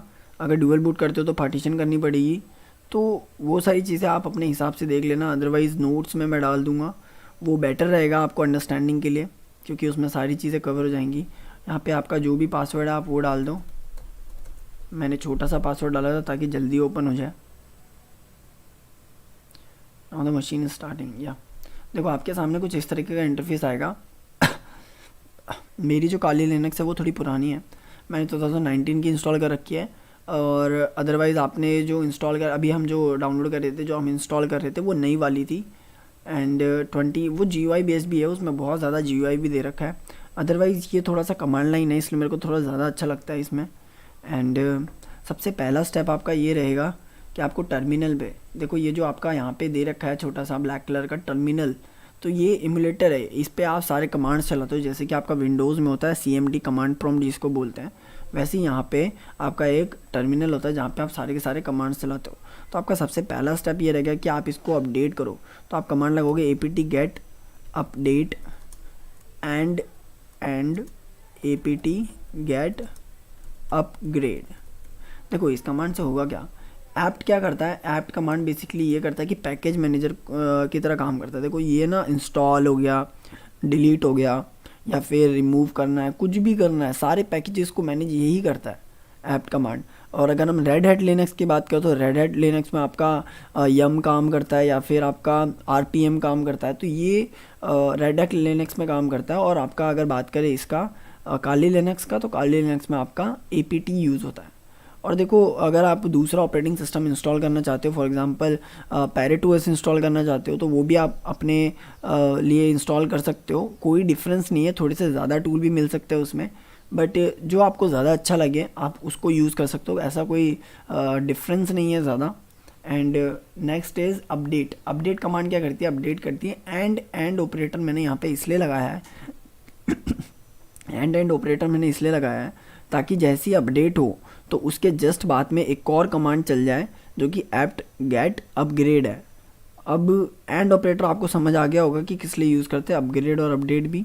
एंड एंटर, जैसे आप एंटर करोगे तो ये आपको डाउनलोड करके बोलने लग जाएगा। फ़िलहाल मैंने नेट कनेक्शन नहीं कर रखा है गैस, तो मैं इसको कैंसिल कर देता हूँ। यहाँ पे आपकी पैकेजेस को रीड कर रहा था ये, राइट। तो आपको ये पूरा इंस्टॉल करना है, ऑलरेडी मैंने इंस्टॉल भी कर रखा है इसको थोड़ा बहुत। एंड आप जब ये फुल्ली इंस्टॉल हो जाएगा देन आपका पहला स्टेप चालू होगा। अब यहाँ पे हाथों हाथ एक और कमांड देख लेते हैं। अगर आपकी स्क्रीन थोड़ी भरी भरी सी लग रही है तो आप कमांड लगा सकते हो क्लियर। क्लियर कमांड क्या करता है, जितना भी स्क्रीन पे तुम्हारे टर्मिनल पे दिख रहा है उन सबको क्लियर कर देता है, ठीक है। और फॉर एग्जांपल आप अभी कौन से अकाउंट में हो, रूट HTB में, यानी कि ये मेरा रूट अकाउंट है, मतलब कि मेन अकाउंट है जिसको एडमिनिस्ट्रेटिव भी बोला जाता है, ठीक है। और मेरा यूज़र अकाउंट है तो यूज़र अकाउंट की भी अलग से दूसरा अकाउंट होता है, ठीक है। तो मैंने अभी यहाँ पे यूज़र अकाउंट नहीं बना रखा, मेरा खुद का रूट अकाउंट है, मैं वो चला रहा हूँ डायरेक्टली। एंड अगर आपको देखना है कि रूट अकाउंट मतलब रूट डायरेक्टरी में क्या क्या रखा हुआ आपने, डायरेक्टरी क्या होता है, एक तरीके से फोल्डर होता है। फोल्डर के अंदर जितना भी डेटा है वो सारा का सारा स्टोर है। अब late me show you guys. देखो मैंने यहाँ पे ओपन फोल्डर करा, अब ये जो खुला ये क्या है, ये रूट फाइल मैनेजर है। मतलब कि ये अगर मैं यहाँ पे कुछ भी डालता हूँ तो ये फाइल दिखनी चाहिए। तो यहाँ पे अगर हम कमांड डालें ls, तो ls कमांड डालते ही यहाँ पे जितनी भी चीज़ें थी वो सारी की सारी दिखने लगी। फॉर एग्जांपल यहाँ पे जितने भी दे रखे हैं, मैं फोल्डर्स, फाइल, डाउनलोड दे रखा है, तो यहाँ पे एक बार चेक कर लो कि यहाँ पे डाउनलोड्स है क्या, या डाउनलोड है यहाँ पे। तो डाउनलोड्स हो गया, तो ये सारी चीज़ें आपको यहाँ पे शो करती हैं। अब यहाँ पे एक और चीज़ समझते हैं, जितनी भी फाइल्स हैं, टेक्स्ट फाइल होगी या फिर नॉर्मल फाइल हो गई या इमेज फाइल होगी, तो फाइल्स वगैरह आपकी अलग कलर से दिखती है, ठीक है। पर अगर आप फोल्डर्स की बात करो, डायरेक्टरीज की बात करो, तो वो ब्लू से दिखती है या फिर आपने जो भी कलर दे रखा है उसके हिसाब से दिखती है वो, राइट। फिर वापस से क्लियर कर देते हैं इसको थोड़ा। नाउ अब देखो, आपको कभी भी कमांड को याद करने की ज़रूरत नहीं है, कमांड्स आपको डायरेक्टली देखने की ज़रूरत नहीं है। वो इसलिए क्योंकि थोड़ा सा एक्सप्लेन करता हूँ मैं।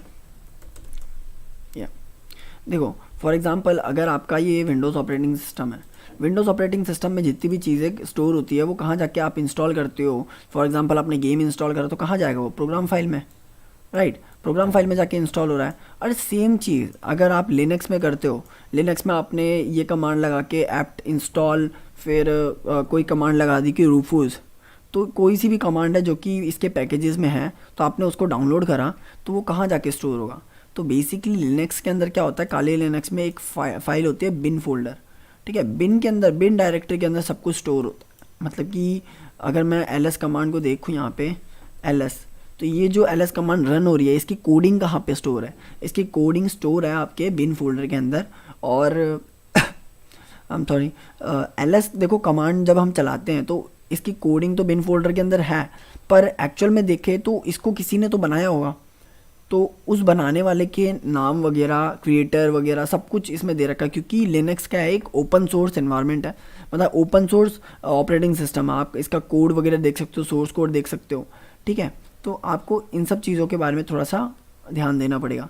नेक्स्ट ls हाइफन हेल्प, अगर मैं ये कमांड डालता हूँ तो क्या होगा, इसकी हेल्प मेन्यू खुल जाएगी। हेल्प मेन्यू के मतलब देखो, आपको कमांड को रटने की ज़रूरत नहीं है। अब हेल्प मेन्यू जैसे आपने डाला ls हाइफन हेल्प, तो यहाँ पे आपको यूसेज बता देगा, यूसेज को आपको बस पढ़ना है और सारे लिनक्स के कमांड आप इस तरीके से यूज़ कर सकते हो। कैसे, ls फिर ऑप्शन में आपको क्या दे रखा है, ये जितने भी दे रखे हैं -b -a -b -B, तो इनके आगे इनका यूसेज भी लिखा हुआ है कि ये करता क्या है। Do not list the implied entries ending with ये, तो ये जितने भी एंड हो रहे हैं उन सबको इम्प्लाई कर देता है एंट्रीज को, ठीक है। तो अब यहाँ पे जैसे कि सी है तो ये कलर कर रहा है, तो वैन में पूछ रहा है, तो आपको ये सारी चीज़ें पढ़ने पड़ेगी कि एक्चुअल में ये सारी कैसे वर्क करती है। फॉर एग्जांपल अगर हम देखें -a से क्या होता है, हाइफन ऑल भी डाल सकते हो आप, तो इससे क्या होता है, do not ignore entities starting with dot, तो ये जितने भी डॉट से चलते हैं एंटिटीज़, ठीक है। तो कुछ चीज़ें क्या होती हैं यहाँ पे हिडन होती हैं। अगर आपको देखे तो यहाँ पे बहुत सारी ऐसी चीज़ें जो हिडन है, आपको दिख नहीं रही हैं, तो आप क्या करते हो, यहाँ पे एडिट में जाते हो या व्यू में जाते हो, यहाँ पे सेटिंग्स में जाके शो हिडन फाइल्स कर देता हो। अब जैसे ही शो करा तो देखो कितनी सारी फाइल्स आ गई, ये थोड़ी ना दिख रही थी हमको। पर अगर हम यहाँ पे डालें यही कमांड, क्लियर कर देता हूँ इसको, अब यहाँ पे हम कमांड डाले ls, तो अभी भी हिडन फाइल्स नहीं शो हो रही है। डैट मीन्स आपको हिडन फाइल्स चाहिए, तो डॉट से स्टार्ट हो रही है हिडन फाइल्स, राइट।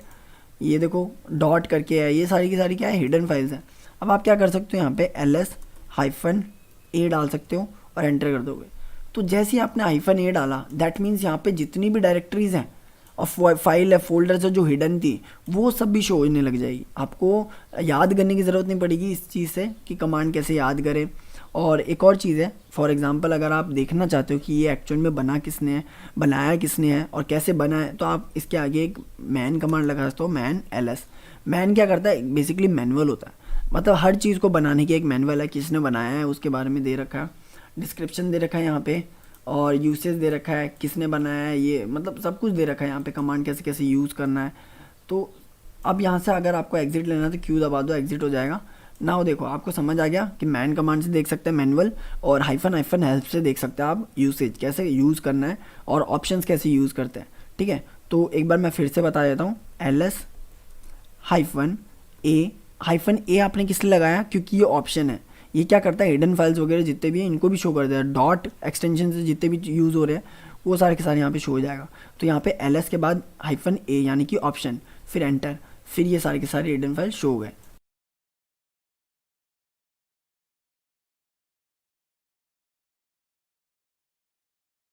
नेक्स्ट आता है आपका cd। देखो cd क्या करता है, बेसिकली चेंज डायरेक्टरी करता है।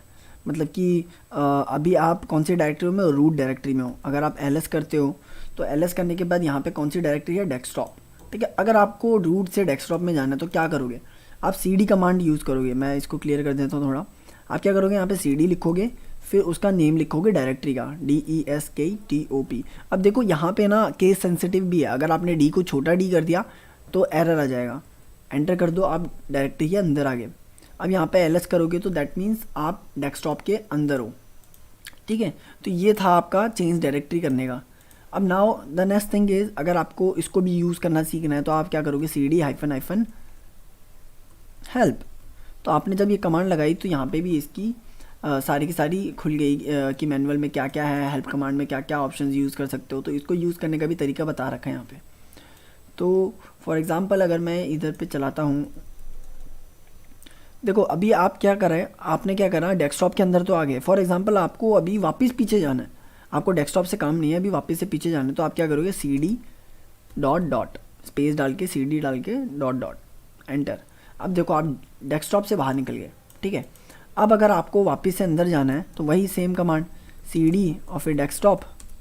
अगर आप टैब दबाते हो थोड़ा सा लिख के तो ये क्या करता है, ऑटो डिटेक्ट कर लेता है, मतलब डेस्कटॉप के नाम का और कुछ नहीं है, तो ये अपने आप ही बता देगा आपको कि डेस्कटॉप लिख के दे देगा। तो इससे थोड़ा आपका काम थोड़ा फास्ट हो जाएगा। अदरवाइज़ अगर दो नाम आ रहे हैं DES डालने के बाद डायरेक्टरी के अंदर, तो वो आपको ऑप्शंस दिखा देगा 2 बार टैब दबाने से कि आपको कौन सा वाला चाहिए, तो उसमें से आप सेलेक्ट कर सकते हो। आप डेस्कटॉप के अंदर चले गए, ls करा आपने, आप इसके बाद cd करके stb में चले गए। अब जैसे ही यहाँ पे गए तो यहाँ पे जाने के बाद देखो यहाँ पे बहुत सारी फाइल्स है, ठीक है। इतने सारी फाइल्स को करने के बाद अगर आपको सिर्फ एक डायरेक्टरी पीछे जाना है तो क्या करोगे, cd स्पेस डाल के डॉट। पर अगर आपको सीधा बाहर जाना है, मतलब stb में भी नहीं रहना, डेस्कटॉप में भी नहीं रहना, सीधा रूट के अंदर जाना है, तो cd डाल दो, सिर्फ cd डाल के एंटर, तो सीधा बाहर निकल जाओगे आप, ठीक है। फिर नेक्स्ट आता है आपका mkdir। देखो mkdir थोड़ा सा लिमिटेड है। mkdir क्या करता है, आपको डायरेक्टरी बना के देता है। mkdir आपने डाल दिया सैम, तो एंटर दबाओगे तो उसने बोला can not create a directory Sam file exist. देखो ये ऑलरेडी एग्जिस्ट करती है, ठीक है, तो इसकी वजह से ये यहाँ पे डायरेक्टरी नहीं बना पा रहा है, ठीक है। अगर मैं यहाँ पे डालता हूँ mkdir सैम, 3 m डाल दिया मैंने, अब एंटर करता हूँ तो यहाँ पे डायरेक्टरी बन गई। अगर हम चेक करें तो यहाँ पे एक डायरेक्टरी है, ये रही सैम, ठीक है। तो ये इस तरीके से काम करता है। अगर आपको कोई डायरेक्टरी बनानी है तो आप डायरेक्टरी बना सकते हो, और अगर आपको इस डायरेक्टरी को डिलीट करना है तो आप कमांड लगोगे rmdir, ठीक है। rmdir थोड़ी पावरफुल कमांड है, अगर आप इसको थोड़ा गलत तरीके से यूज़ करते हो तो मे बी शायद आपका ऑपरेटिंग सिस्टम भी उड़ सकता है, ठीक है। तो आपने क्या करा, यहाँ पे rmdir फिर फाइल का नेम, एंटर, ls करा, फाइल डिलीट होगी, ठीक है। तो इस तरीके से आप इस कमांड को यूज़ करते हो। अगर आपको किसी फाइल को डिलीट करना है, डायरेक्टरी को नहीं करना, तो आप कैसे करोगे, ls दबाओ। अब आपको क्या करना है, 2.jpg को डिलीट मारना। आप क्या करोगे, rm-rf फिर 2.jpg, आपने एक कमांड लगाई, वो डिलीट हो गया, ls वो फाइल है ही नहीं यहाँ। समझा आपको कि अगर आपको किसी फाइल को डिलीट मारना है तो rm-rf फाइल का नेम, अगर आपको डायरेक्टरी को डिलीट करना है तो rmdir। नाउ ये वाली जो कमांड है बहुत ज़्यादा पावरफुल है। अगर आपने गलती से बिन फोल्डर को उड़ा दिया दैट मीन्स आपका पूरा सिस्टम हॉल्ट हो जाएगा, बंद हो जाएगा। नेक्स्ट कमांड पे चलते हैं।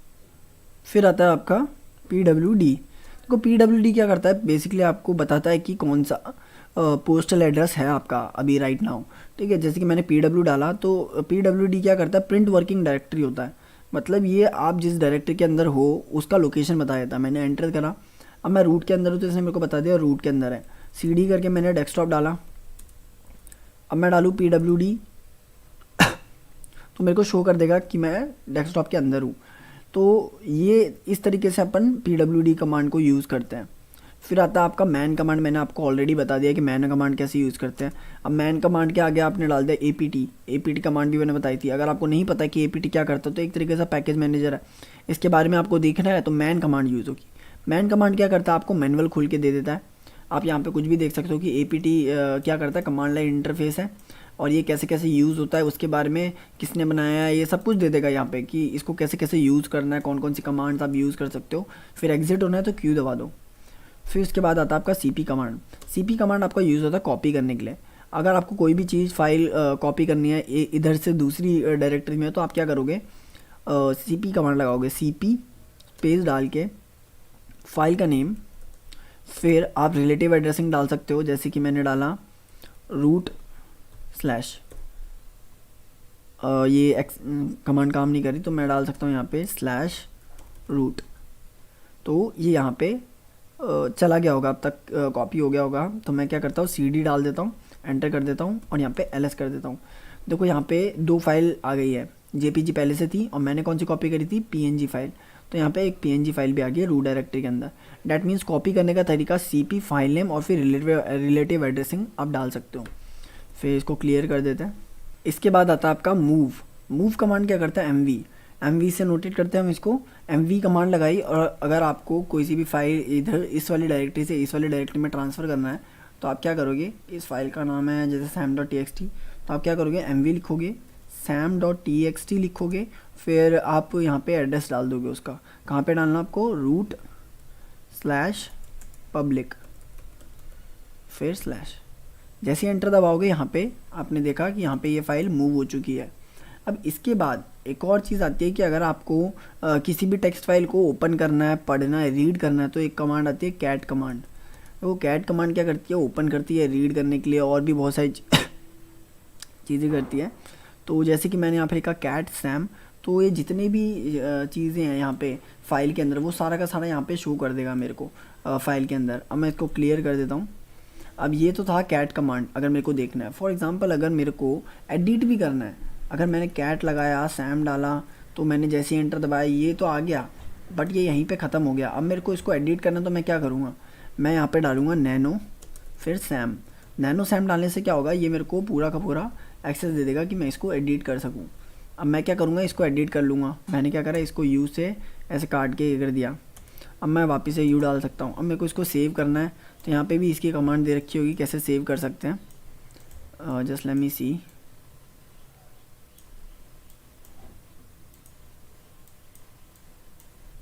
यहाँ पे बोला है कंट्रोल एक्स दबाओ, तो ये बोलेगा कि सेव फॉर मॉडिफाइड बफर, आपको सेव करना है, यस। सैम के नेम से करना है, यस। तो अब ये सेव हो चुकी है फाइल। तो नैनो कमांड आपकी यूज़ होती है किसी भी फाइल को एडिट करने के लिए। आप एक और कमांड यूज़ कर सकते हो, GEDIT, GEDIT, और फिर फाइल का नेम। तो इससे भी अच्छा, इसमें कमांड नॉट फाउंड हो तो आपको ये डाउनलोड करनी पड़ेगी, वरना आप ये भी कमांड यूज़ कर सकते हो। अब इसको क्लियर कर दो। इसके बाद आता है आपका हिस्ट्री कमांड। देखो हिस्ट्री कमांड क्या करता है, हिस्ट्री दिखाता है कि आपने कौन कौन से कमांड यूज़ करें। अच्छा, STORY, आपने जैसी हिस्ट्री दबाई और एंटर करा तो ये सारी कमांड आपने अभी यूज़ करी थी, ठीक है। मतलब लास्ट में कमांड कौन सी थी, अपनी हिस्ट्री कमांड थी। अगर आप इसके नंबर से भी अगर कमांड चलाते हो तो ये कमांड वापस से यूज़ हो सकती है, ठीक है। और अगर आपने क्या करा, यहाँ पे 2039 डाला, जैसे एंटर करोगे, वेट, या अगर आपको इसके कमांड को यूज़ करना तो आप यहाँ पे क्या कर सकते हो, एक एक्सक्लेमेशन मार्क लगाओगे, जस्ट वेट, एक एक्सक्लेमेशन मार्क लगाया और फिर उसके बाद 2039 जैसे एंटर करोगे तो ये क्लियर हो जाएगा। तो आपकी वो जो क्लियर कमांड थी वो रन हो जाएगी। फिर आता है आपका नेक्स्ट आता है आपका हिस्ट्री कमांड। हिस्ट्री कमांड के अंदर ही अगर आप देखते हो तो हिस्ट्री कमांड के अंदर एक मैनुअल है, हेल्प मेन्यू के अंदर जाओगे तो हिस्ट्री कमांड में लिखा होता है -C। तो कोई ये कमांड क्या करती है, बेसिकली आपकी जितनी भी हिस्ट्री बनी है अभी तक उसको क्लियर कर देती है। मतलब मैंने यहाँ पे दिखाया था हिस्ट्री कमांड से ये, तो ये पूरा क्लियर हो जाएगा, ये दिखेगा ही नहीं कि आपने क्या क्या यूज़ करा था, ठीक है। तो अगर आप -C यूज़ करते हो। फिर आता है आपका PS कमांड क्या होता है, प्रोसेसेस जितने भी रन हो रहे हैं वो दिखाता है। PS डाला तो मेरी ये प्रोसेसेस जो हैं ये रन कर रहे हैं, PID वगैरह दे रखा है। एंड अगर मेरे को लार्ज लिस्ट देखनी है प्रोसेस की तो मैं क्या करूँगा, PS-AUX डाल दूँगा। अब इससे क्या होगा, एक बहुत बड़ी लिस्ट आ जाएगी प्रोसेसेस की जो रन हो रही है। और यहीं पे एक और कमांड आती है, अगर हम इसको थोड़ा सा देखें, थोड़ा सा ऊपर कर लेते हैं, यहाँ पे देखो, यहाँ पे क्या लिखा है, PID, मतलब कि हर एक प्रोसेस की एक PID दे रखी है, मतलब उसका रोल नंबर टाइप, ठीक है। तो अगर आपको किसी भी प्रोसेस को बंद करना है, जैसे कि हमारे उसमें होता है विंडोज़ ऑपरेटिंग सिस्टम में होता है कि टास्क मैनेजर में जाते हैं, वहाँ से सबको क्लियर कर, मतलब जो प्रोसेसेस होते हैं जो हमें नहीं चाहिए हम उसको किल कर देते हैं। तो यहाँ पे कमांड आती है किल और फिर PID आपकी जो भी है वो डालना है। यहाँ पे मैंने PID लिखा हुआ है, वहाँ पे जो भी PID लिखी थी आप उसका नंबर डाल देना, तो आपका प्रोसेस किल हो जाएगा। नेक्स्ट आता है आपका पास WD कमांड। देखो पास WD क्या करता है, आपका पासवर्ड चेंज करने के लिए यूज़ होता है पास WD आप जैसे ही डालोगे तो ये बोलेगा न्यू पासवर्ड क्या है, आप वो पासवर्ड डाल सकते हो। ठीक है, तो आप अपने हिसाब से यहाँ पे पासवर्ड डाल सकते हो। मेरे को फ़िलहाल अभी पासवर्ड चेंज नहीं करना है तो मैं इसको हटा देता हूँ। एंड पास WD कमांड के बाद आता है आपका नेक्स्ट सूडो। देखो सूडो क्या होता है, आपका जैसे एडमिनिस्ट्रेटिव होता है, एडमिनिस्ट्रेटिव के पास सारी पावर होती है, कुछ भी कर सकता है वो। ठीक है, तो अब लिनक्स में क्या होता है, बहुत पावरफुल कंप्यूटर है ये, लिनक्स ऑपरेटिंग सिस्टम है, तो इसमें ना रिस्ट्रिक्शंस बहुत ज़्यादा होती है, कोई भी ऐसे टास्क परफॉर्म नहीं कर सकता है ऐसे जेन्युइनली। तो हम ये सूडो कमांड क्या करती है, उसको पावर देती है ताकि वो कुछ भी कर सके। अगर आप ट्राई करोगे रूट में से कोई फाइल डिलीट मारने की, तो ये फाइल डिलीट नहीं करने देगा। सिस्टम फाइल्स वगैरह होती है जो हिडन कर रखी है, तो वो डिलीट नहीं करने देगा। ठीक है लिनक्स पर अगर आप सूडो कमांड डालते हो, फिर rm-rf करते हो और फिर फाइल का नेम डालते हो, तो ये सूडो कमांड आपको हेल्प करता है ताकि आप कुछ भी कर सकते हो इस कंप्यूटर सिस्टम में। मतलब सबसे ज़्यादा हायर प्रिविलेजेस इसके पास होती हैं। आज के लिए बस इतना ही करते हैं हम। कल हम थोड़ा और आगे पढ़ लेंगे, इसको कंटिन्यू कर लेंगे, बट अभी के लिए मेरे को थोड़ा सा रेस्ट की ज़रूरत है, बिकॉज़ थोड़ा अच्छा फील नहीं कर रहा हूँ मैं। एंड मैं वो जो क्वेश्चन मैंने डाला था मैं उसका डेफिनेटली आंसर पोस्ट कर दूँगा। एंड जो अभी मैंने नया क्वेश्चन डाला है, please go through that question, उसका आंसर आप निकालिए। एंड जितना आप ज़्यादा एंगेज रहोगे उतना ज़्यादा ही आपको मतलब आंसर्स और न्यू चीज़ें देखने को मिलेंगी। तो ट्राई करना कि एक करेक्ट आंसर निकाल पाओ। अपने टीचर्स फैकल्टी से भी पूछो। देखो आंसर्स गलत भी होते हैं, सही भी होते हैं, बट अगर आप ट्राई करोगे तभी आपको एक्सप्लोर करने का मौका मिलेगा। मैंने आपको चीज़ें तो बता दी, तो वो सिंपल चीज़ें थी जो कि डायरेक्टली गो थ्रू करना है, जस्ट फॉलो करना है, तो उसकी तरह से मैंने बता दिया। पर आप जब खुद करने बैठोगे तो आपको बहुत सारे ऑप्शंस आएंगे कि यार इस ऑप्शन से क्या होता है, तो आपको वो ऑप्शन भी एक्सप्लोर करना है, क्योंकि मैं इस ट्रेनिंग में हर ऑप्शन को एक्सप्लेन नहीं कर सकता क्योंकि बहुत ज़्यादा टाइम कंज्यूमिंग हो जाता है। And definitely guys next session में मैं ट्राई करूँगा कि और ज़्यादा कवर कर सकूँ। अभी कुछ दिनों से थोड़ा सा बीमार चल रहा हूँ, तो इसकी वजह से मैं थोड़ा पढ़ा नहीं पा रहा हूँ ढंग से, बट अभी मैं कल में भी शायद तक मैं आंसर अपलोड कर दूँगा। So thank you so much guys, see you in the next session, bye.